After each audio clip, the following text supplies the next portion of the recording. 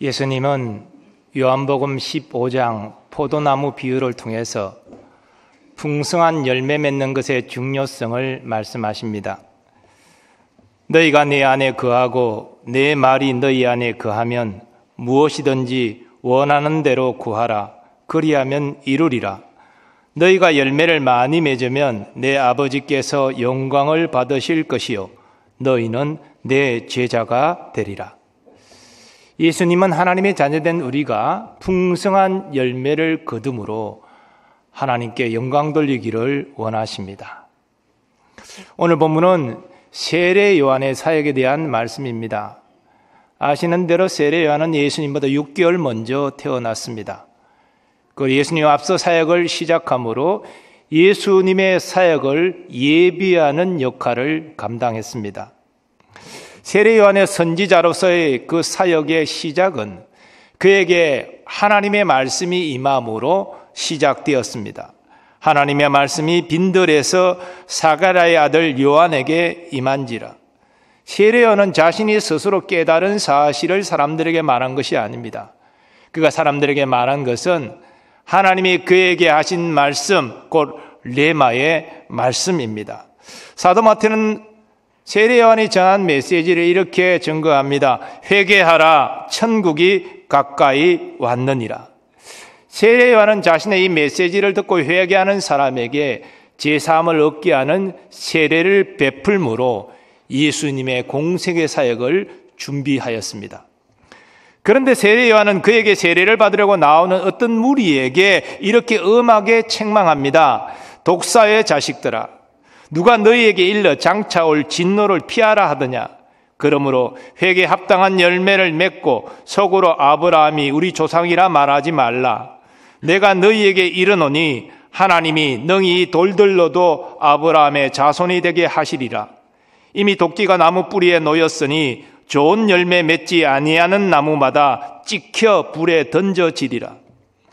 세례 요한은 천국이 가까이 왔으니 회개하라 선포하였는데 이 천국의 도래는 믿는 자에게는 영원한 구원을 의미하지만 믿지 않는 자에게는 영원한 심판을 의미합니다. 이런 멸망의 심판받기 원하는 사람이 누가 있겠습니까? 그래서 수많은 사람이 세례 앞에 나와 회개함으로 제사함에 이르게 하는 세례받기를 원했습니다. 그런데 세례 요한은 자신에게 나오는 어떤 무리에게 독사의 자식들아라고 질책합니다. 독사는 마귀를 상징하는 동물이지요. 그러면 이 말은 마귀의 자녀들아 이런 의미입니다. 왜 세례 요한은 회개해서 세례받고자 나오는 사람에게 이런 모욕적인 말을 하고 있는 것입니까? 이어지는 말씀을 살펴보면 세례 요한의 질책을 받은 자들은 자신들이 아브라함의 자손인 것에 대하여 대단한 자부심을 가졌습니다. 그래서 우리가 아브라함 자손이기 때문에 설령 우리가 죄를 짓는다 할지라도 우리는 아브라함이 반겨줌으로 아브라함 품에 안길 것이다. 즉 구원받을 것이다. 그렇게 생각했습니다. 그러나 세례 요한은 단순히 하나님 진노를 피하기 위하여 회개하는 척하는 것은 아무 의미 없다. 참되게 회개해야 되고 너희가 진짜 회개했다면 회개에 합당한 열매를 맺어야 된다. 이렇게 말한 것입니다. 사도 마태는 그의 복음서에서 세례 요한의 질책을 받은 사람들이 바리새인들과 사두개인들이다 밝히고 있습니다.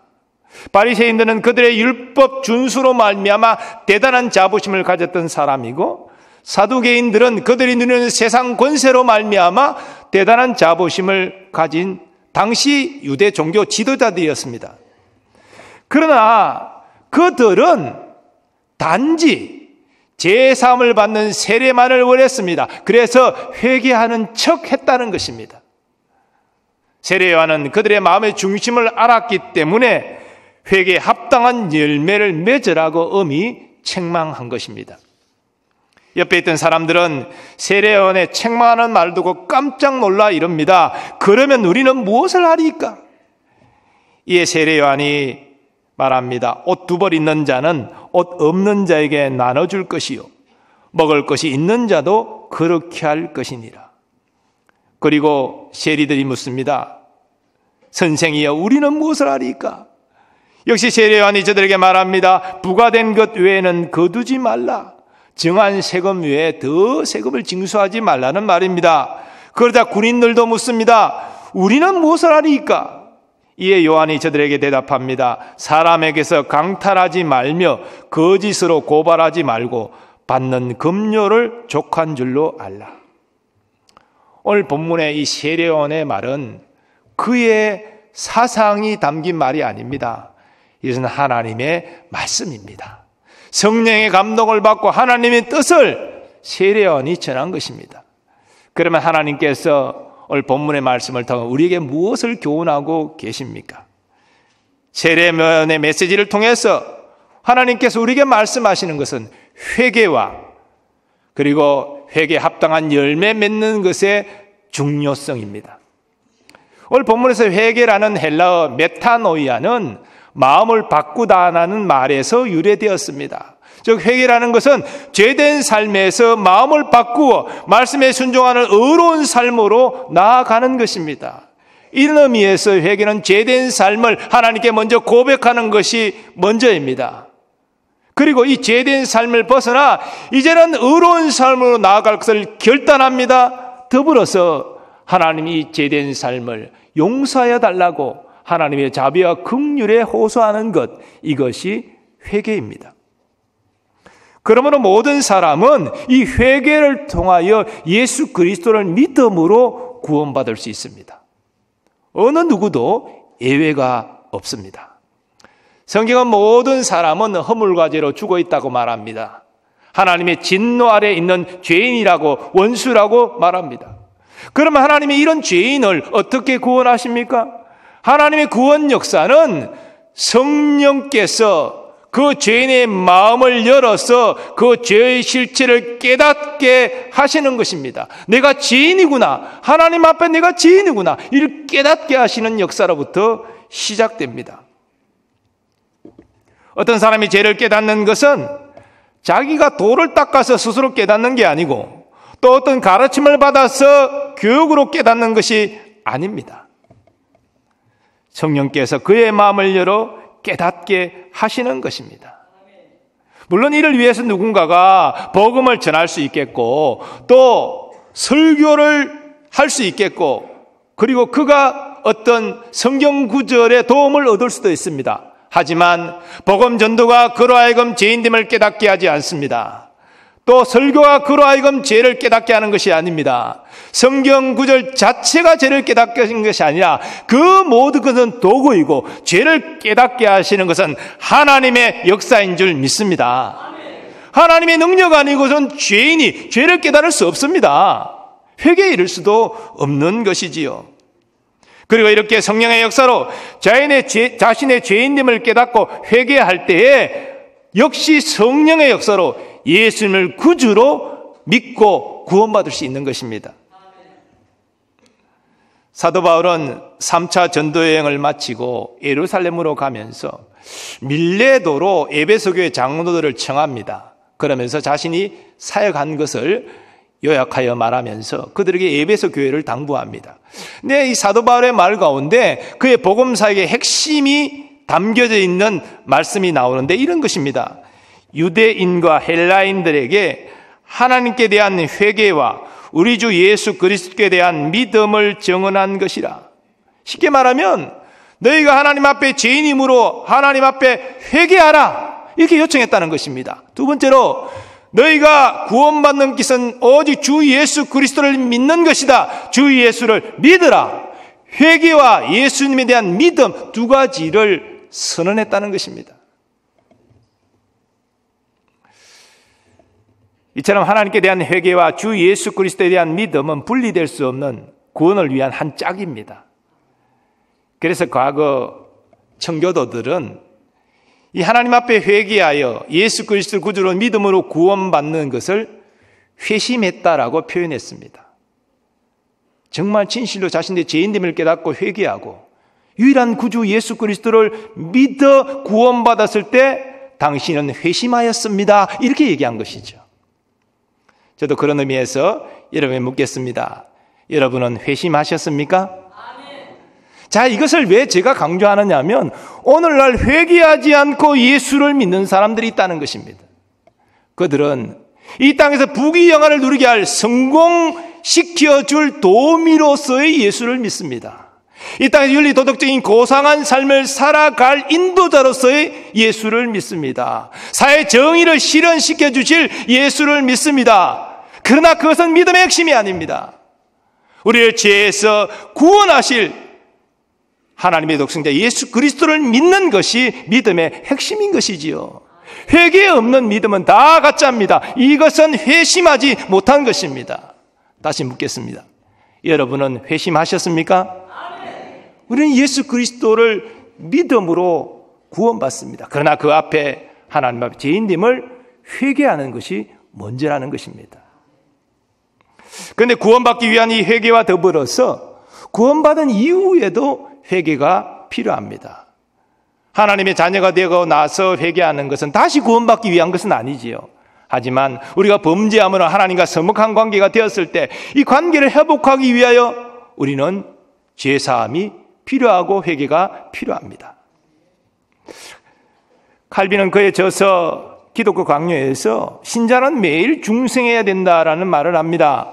사실은 엄밀하게 교리적으로 중생은 예수 믿는 순간 중생하는 것이고 이 일생 유지되는 것입니다. 그런데 그 유명한 칼빈이 매일 신자가 중생한다라고 말했는데 그때 중생의 의미는 구원을 위한 중생이 아니고 구원받은 이후에 범죄한 것에 대해서 회개함으로 하나님의 사랑의 관계를 매일매일 회복해야 된다는 의미에서 중생입니다.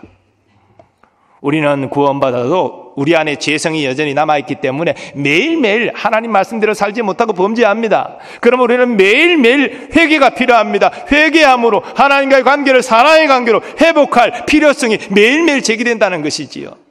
그런 의미에서 칼빈은 신자는 매일 중생해야 된다라고 말했던 것입니다. 사도 요한은 이와 관련하여 성령의 감동을 입고 말합니다. 만일 우리가 죄가 없다고 말하면 스스로 속이고 또 진리가 우리 속에 있지 아니할 것이요 만일 우리가 우리 죄를 자백하면 그는 미쁘시고 의로우사 우리 죄를 사하시며 우리를 모든 불의에서 깨끗하게 하실 것이요 아멘. 사랑하는 여러분, 죄 짓지 않는 인생 없습니다. 한 사람도 없습니다. 하나님 마음에 합했던 다윗도 범죄했습니다. 간음죄, 살인죄 지었습니다. 그러나 하나님께서 나단 선지자를 보내 말씀하실 때 깨닫고 진실로 통곡하며 회개했습니다. 그래서 하나님의 용서를 받았습니다. 다윗은 그 용서를 경험하고 이렇게 고백합니다. 내가 이르기를 내 허물을 여호와께 자복하리라 하고 주께 내 죄를 아뢰고 내 죄악을 숨기지 아니하였더니 곧 주께서 내 죄악을 사하셨나이다. 물론 그렇다고 범죄한 다윗이 죄값을 치르지 않은 것은 아닙니다. 우리는 죄값을 그냥 안 치르고 싶어 해요. 그러나 그렇지 않습니다. 다윗은 범죄한 것을 깨달았을 때 참으로 고통했습니다. 밧세바 사이에서 낳은 그 아들을 어려서 잃고 말았습니다. 그러나 그런 고통 가운데도 그 죄값을 받으면서도 다윗은 하나님의 용서를 받았습니다. 하나님과의 사랑의 관계를 회복했습니다. 그런데 위대한 성군으로 오늘까지 기억되고 있습니다. 우리도 연약함으로 매일 범죄합니다. 우리는 매일 회개가 필요합니다. 여러분, 신령한 사람이라는 것은 딴 사람이 아닙니다. 자기가 지은 죄를 빨리 깨닫고 즉각적으로 회개하는 사람이 신령한 사람이고 믿음이 좋은 사람이지요.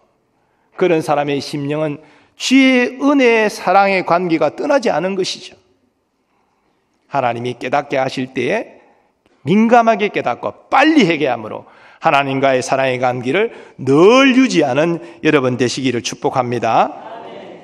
자, 그런데 하나님은 이 회개가 전부가 아니라고 말씀하십니다. 회개했다면 이제 회개에 합당한 열매를 맺어야 한다고 말씀하십니다. 우리가 하나님의 자녀로서 회개하여 용서받고 참 마음의 평안에 임하고 하나님의 사랑을 느끼고 참 감사하죠. 기쁘죠. 자, 그랬는데 그 감사 기쁨의 마음을 가지고 또 하나님이 가슴 아파하는 범죄를 저지르는 것에 발이 빨리 움직인다면 이게 되겠습니까? 감사하는 사람이 돌아서자마자 또 죄를 저지르고 그러면 안 될 거 아닙니까? 그래서 회개했다면, 용서를 받았다면 이제는 말씀대로 살아가고자 몸부림쳐야 된다는 것입니다. 회개했다면 회개에 합당한 열매를 맺어야 한다는 것이지요. 그러면 회개에 합당한 열매를 맺는 삶이란 어떤 것입니까? 오늘 본문에서 하나님께서는 세례 요한을 통하여 이것을 말씀하시는데, 한마디로 말하면 하나님의 뜻대로 사는 것이고 이웃과의 관계에서 이웃을 내 몸과 같이 사랑하는 삶입니다. 오늘 하나님께서는 세례 요한의 메시지를 통하여 회개에 합당한 열매 맺는 삶을 세 가지로 말씀하십니다. 첫 번째로 하나님께서는 이웃과 나누며 살라 말씀하십니다.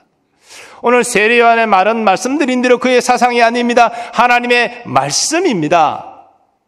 옷 두 벌 있는 자는 옷 없는 자에게 나눠줄 것이요 먹을 것이 있는 자도 그렇게 할 것이니라. 즉 의복과 먹거리에 여유가 있는 사람은 그렇지 않은 사람을 생각하고 나누라 명하십니다. 여기서 우리는 그리스도인의 바른 재물관을 깨달을 수 있습니다. 우리 개신교 직업윤리 가치관은 어떤 사람이 열심히 일해서 돈 버는 거 나쁘다고 말하지 않습니다.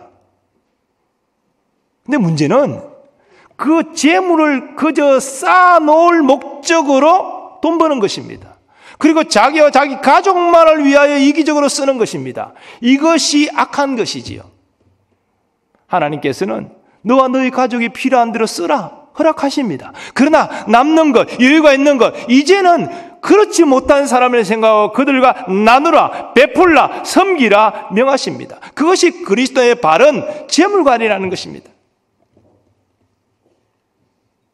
그런데 많은 사람은 이런 하나님의 말씀에도 불구하고 재물을 나누는 일에 인색합니다. 내가 얼마나 열심히 해서 내가 모았는데 이걸 나누어? 베풀어? 아까워. 근데 주님 말씀하십니다. 주라. 그리하면 너희에게 줄 것이니 곧 후이되어 누르고 흔들어 넘치도록 하여 너희에게 안겨주리라. 너희가 헤아리는 그 헤아림으로 너희도 헤아림을 도로 받을 것이니라. 그래서 이 나누는 문제는 믿음의 문제라는 것입니다. 육신의 눈으로 보면 내가 열심히 번 것을 내가 나눈다? 없어지는데? 아까운데? 그 인간적인 생각이지요. 근데 믿음의 관점은 하나님은 주는 자에게 눌러 흔들어 넘치도록 해주겠다고 약속하고 계신 것이지요. 믿음으로만 나눌 수 있는 것입니다. 오늘부터 우리 교회에서는 천사운동을 시작합니다. 한 사람이 많은씩 어려운 이웃을 생각하고 섬기는 것인데, 물론 어떤 분에게 만 원도 참 부담스러운 금액일 수 있습니다. 여기에서 말하는 것은 금액이 중요한 것이 아니라 마음이라는 것이지요. 마게도냐 교회 성도들은 지극히 극히 가난한 속에서도 예루살렘 교회 그 기근당하는 성도들을 생각하면서 힘에 지나도록 연보했다고 성경이 말하고 있는데, 믿음으로 하는 것입니다. 하나님께서 믿음으로 나누고 베풀 때 더 넘치도록 부어주실 줄 믿습니다. 두 번째로 하나님께서는 이웃에게 정직하게 행하라 말씀하십니다. 세례 요한은 하나님의 뜻을 세리들에게 이렇게 전합니다. 부과된 것 외에는 거두지 말라. 당시 로마 당국은 유대인에게 세금을 징수하기 위해 세리를 고용했습니다. 그런데 문제는 이 세리들이 로마 당국이 정한 세금만 징수한 것이 아니라 더 이상 징수해서 자기 개인적으로 착복했다는 것입니다. 그런데 유대인들이 세리들을 미워했습니다. 청기와 동급으로 취급했습니다. 그런 저들에게 세례 요한은 로마 당국이 정한 세금만을 정직하게 징수하라, 그렇게 말하고 있는 것입니다. 우리는 예수님을 만나 변화된 세리장 삭개오를 통해서 이 정직한 삶의 가치를 깨달을 수 있습니다. 삭개오도 세리장이기 때문에 아마 더 많은 세금을 거두어서 착복했을 것입니다. 그래서 이 삭개오는 부자라고 성경이 증거하고 있지 않습니까? 근데 예수님을 만나 그는 변화되었습니다. 그는 이렇게 고백합니다. 주여 보시옵소서, 내 소유의 절반을 가난한 자들에게 주겠사오며 만일 누구의 것을 속여 빼앗은 일이 있으면 내 갑절이나 갚겠나이다. 이 말은 무엇입니까? 여러분, 부자가 재산의 절반을 가난한 자에게 준다는 거, 이 어려운 일입니다. 속여 빼앗은 일이 있으면 내 값을 갚겠다는 말은 이제는 정직하게 정한 세금만 징수하겠다는 말이 아닙니까? 변화된 삭개오는 이렇게 이웃에게 정직하게 행할 결단합니다. 그래서 막혔던 이웃과의 관계를 회복하게 되지요. 하나님께서는 우리에게도 이웃에게 정직하게 행하기를 원하십니다. 우리가 정말 이웃을 내 몸과 같이 사랑한다면 우리는 이웃에게 정직하게 행해야 됩니다. 하나님은 정직한 자를 사랑하십니다. 세 번째, 하나님께서는 이웃의 것을 탐하지 말라 말씀하십니다. 세례요한은 군인들에게 하나님의 뜻을 전합니다. 사람에게서 강탈하지 말며 거짓으로 고발하지 말고 받는 급료를 족한 줄로 알라. 세례요한은 두 가지 군인에게 금지사항을 말하는데요. 강탈하지 말라. 군인의 힘으로 빼앗지 말라. 재물 빼앗지 말라. 그리고 거짓으로 고발하지 말라. 속임수로 고발해가지고 경제적 이득을 얻으려 하지 말라. 다 남의 것을 탐하지 말라는 말씀입니다. 그리고 받은 급료로 족한 줄 알라. 그렇게 말합니다. 자족하는 삶을 이야기하고 있습니다. 사도 바울도 성령의 감동으로 탐심을 경계하고 자족하며 사는 것을 이야기합니다. 우리가 세상에 아무것도 가지고 온 것이 없음에 또한 아무것도 가지고 가지 못하리니 우리가 먹을 것과 입을 것이 있은즉 족한 줄로 알 것이니라. 부하려 하는 자들은 시험과 올무와 여러 가지 어리석고 해로운 욕심에 떨어지나니 곧 사람으로 파멸과 멸망에 빠지게 하는 것이라. 돈을 사랑함이 일만하게 뿌리가 되나니 이것을 탐내는 자들은 미혹을 받아 믿음에서 떠나 많은 근심으로써 자기를 찔렀도다. 하나님께서 사도 바울을 통하여 하시는 말씀이 무엇입니까? 돈을 사랑하는 사람은 이웃에게 해를 가하는 것이고 돈 때문에 근심으로 자기를 찌르는 삶이다.